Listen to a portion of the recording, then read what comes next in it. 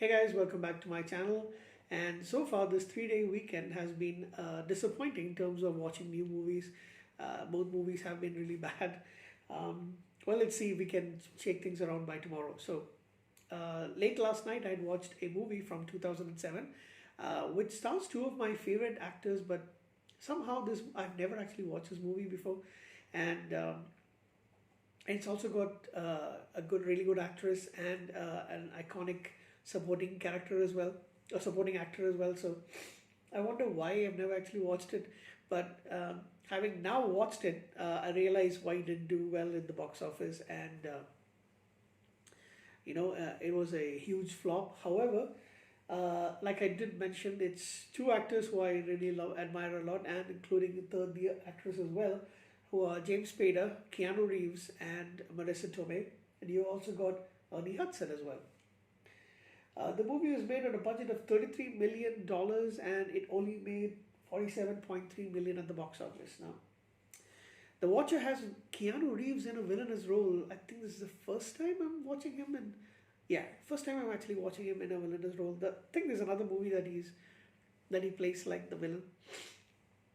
Excuse me, still recovering from a little bit of a cold. So, James Spader plays Joel Campbell, who is a retired FBI special agent who was on the track of a serial killer, and he'd been investigating the serial killer, and fortunately, he was moments too late to save a woman in Los Angeles, and disappointed and heavily feeling very guilty because of that, he retired and moved back to Chicago, and is living a life, kind of like lonely life in an apartment over there.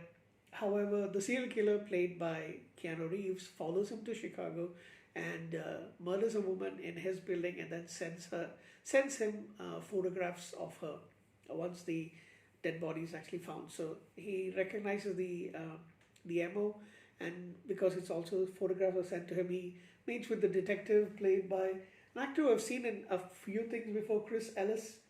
I thought he did a wonderful job in this movie, probably better than anybody else. And they start investigating, trying to find the serial killer, whose name is David Allen Griffin, and Marisa Tomei plays the counselor who Joel is actually going and seeing, and we get to see David. What he does is he goes to the killer. He goes to meet a particular woman, and he stalks her for a long time, tries to find out her routine, gets to know her a little bit, then goes and meets them, and then it's when he actually kidnaps them and kills them. So we see him going into a photo studio in a mall, and meeting this young lady at the counter, flirting with her a little bit. She flirts with him as well, and he seems to be really charming.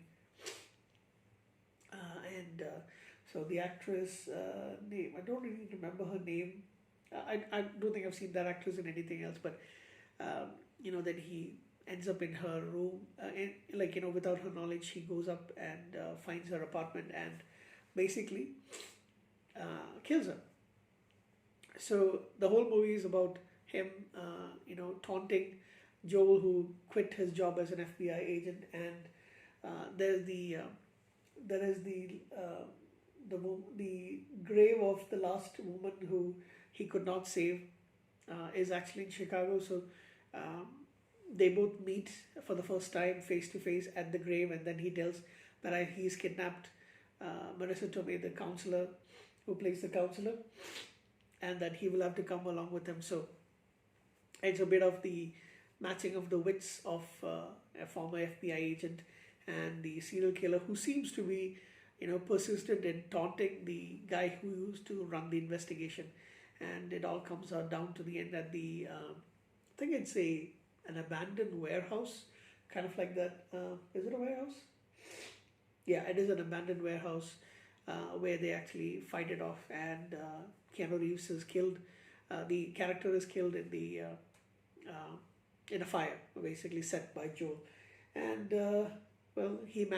Joel manages to rescue the counselor, and he makes sure that the body is dead before he goes off, can be taken to the hospital, since they actually did fall into water after that, but the killer is dead. That's the basic gist of the movie, and it is. I was hoping it would be a lot more because I think they could have done a lot more, but the they can only do what they could with that particular script. And the beginning and a little later in the movie, you actually see Keanu Reeves' character kind of like dancing to like some 90s style alternative rock or even industrial rock music, and um, he isn't a dancer kind of thing. So I was wondering why they actually made him do that. He didn't pull it off well. I love Keanu Reeves and everything, but even a lot of the scenes of the movie, I did like him a lot. But there was a couple of scenes where it actually felt odd. It didn't feel like he was comfortable doing it. So Marisa Tomei's character doesn't have much to do other than counseling the uh, James Spader's character, Joel Campbell. But Ernie Hudson, I was always a pleasant thing to actually see Ernie Hudson in any movie, even if it's a small role. But the person who I really liked, enjoyed acting wise in this movie is the character actor Chris Ellis, who's been in so many movies. I think he plays Detective Hollis Mackey, and he was in Apollo 13, Days of Thunder, several movies which I've seen him in. He was in the series Pretender, Live Free or Die Hard. So he's been in a lot of roles, but never actually I thought he actually stood out, and I think maybe because the rest of the stuff was so bad, his acting actually did pop up for me. I don't know, maybe that's the reason. So that's basically it about the movie. Uh, it isn't something I'm going to watch again. The ratings are pretty horrendous for this movie. Keanu Reeves actually was voted the worst actor awards, the Raspies, for this role, and I don't think he deserves that. But in terms of famous actors in movies, yeah, maybe he did a bad job. But I don't think anybody else did that great a job except for Chris Ellis' character, who like I mentioned already a couple of times, I really liked. I don't even think James Spader did a good job. So anyway, that's my 2 cents about this particular movie, The Watcher, and I'm not really sure I will ever watch this movie again. It isn't really good, so and they could have done a lot more with this movie. They could have done, and the music part was also like kind of like really bad choice of music. So I think they could have done a lot more with this.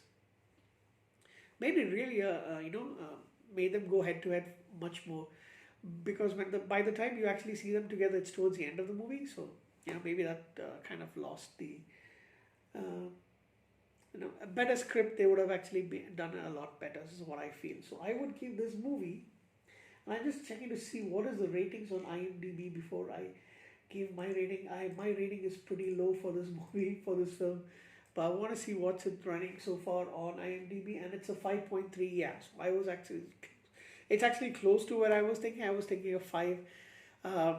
Going to change it slightly to 5.5. It's not as bad as that, but yeah, the high hopes I had for a movie such as this. I know it's a pretty old movie. It's 20 years old, but still, it is really disappointing. So I'm going to give it a 5.5 out of 10.